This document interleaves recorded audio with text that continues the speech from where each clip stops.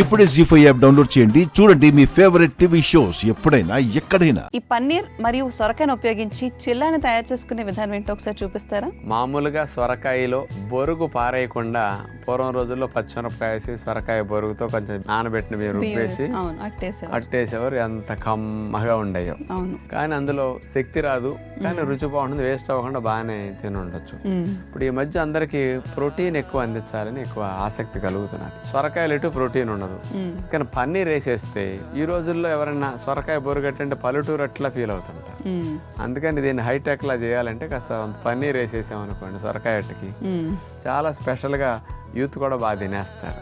అందుకని అన్నిటిని మోడరేట్ చేయడం కోసం ఇట్లా యాడ్ చేయాల్సి వస్తుందమ్మా. అందుకని పన్నీర్ వేసే సొరకాయ అట్టు ఎలా చేయాలో చూడండి. పన్నీర్ లౌకీ చిల్ల తయారు చేయడానికి కావలసిన పదార్థాలు: సొరకాయ తురుము 1 కప్పు, మల్టీగ్రెయిన్ పిండి 1 కప్పు, పన్నీరు తురుము 1/2 కప్పు, శనగపిండి 1/4 కప్పు, పెరుగు 2 టేబుల్ స్పూన్లు, వేపించిన నువ్వులు 2 టేబుల్ స్పూన్లు, అల్లము తురుము 1 టేబుల్ స్పూను, పచ్చిమిర్చి ముక్కలు 1 టేబుల్ స్పూను, నిమ్మరసం 1 టేబుల్ స్పూను, మేగడ 1 టేబుల్ స్పూను, జీలకర్ర పౌడర్ 1 టేబుల్ స్పూను, పసుపు కొద్దిగా. ముందుగా ఒక బౌల్ తీసుకుని సొరకాయ తురుముని అందులో వేసేసి గుప్పెడితో నొక్కేసి నీళ్లు పిండేస్తాం అన్నమాట. ఆ నీళ్లు పిండేసిన సొరకాయ తురుమును ఒక బౌల్లో వేసుకుంటాం. అందులో మల్టీగ్రెయిన్ పిండి, దాంతోపాటు కొద్దిగా శనగపిండి, వీటిని కలపటానికి కొద్దిగా పెరుగు వేసి కలుపుతాం అన్నమాట. గట్టిగా కలుపుకోవాలి దీన్ని.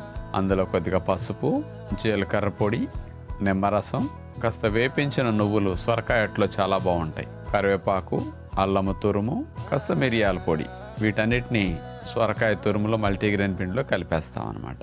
చిల్లాకి పిండి సిద్ధమైంది. మరొక బౌల్లో పన్నీరు తురుము తీసుకుంటాం.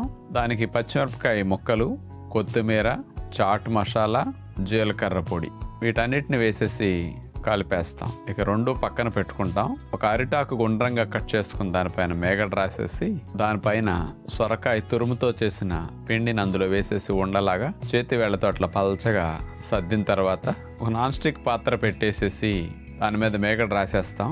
అరిటాకుతో కలిపి లేపేసి దాని మీద బోర్లించి నిదానంగా అరిటాకును మనం తీసేసేయాలి. అట్లయితే ఈ సొరకాయ పన్నీర్ చిల్ల ఇరిగిపోకుండా బాగా వస్తుంది అనమాట.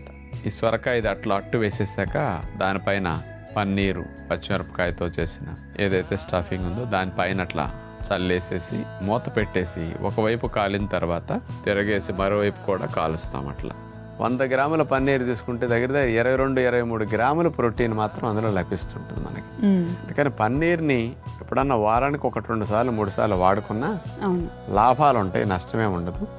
కాస్త ఎక్కువగా పన్నీర్ రెగ్యులర్గా తింటే కొంత కొలెస్ట్రాల్ రిస్క్ కొంచెం ఉంటుంది. కొలెస్ట్రాల్ రిస్క్ ఎక్కువ ఉన్నవారు తక్కువ మోతాదులో వాడుకుంటే మంచిది అనమాట. ఓకే, విన్నారు కదండి. మరి ఈ రెసిపీకి సొరకాయ కంటే ఆనపకాయ బాగుంటుందని నాకు అనిపిస్తుంది డాక్టర్ గారు. ఎందుకంటే ఆనపకాయలో అయితే బొరుగు ఎక్కువగా ఉంటుంది, సొరకాయలో కొంచెం తక్కువగా ఉంటుంది కాబట్టి. మరి పోషకాలు అన్నింటిలో ఒకలానే ఉంటాయి కాబట్టి డాక్టర్ గారు చెప్పిన విధానంగా మీరు ఈ రెసిపీని మీ ఇంట్లో ప్రయత్నించి చూడండి.